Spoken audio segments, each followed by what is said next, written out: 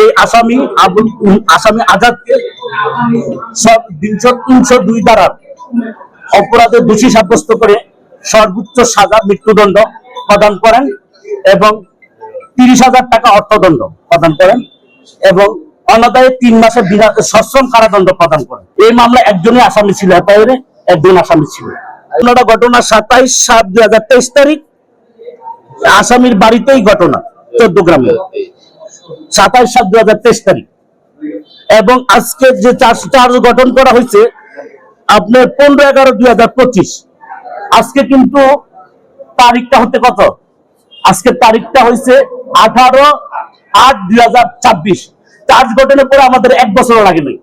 অর্থাৎ আপনার যে বর্তমানে যে সরকার বিএনপি সরকার আসছে এত দ্রুত গতিতে একটা বিচার নিষ্পত্তি করছেন এবং আমরা বাদীকে বিচারটা পাওয়া দিতে পারছি, এর জন্য আমরা সক্ষম হয়েছি।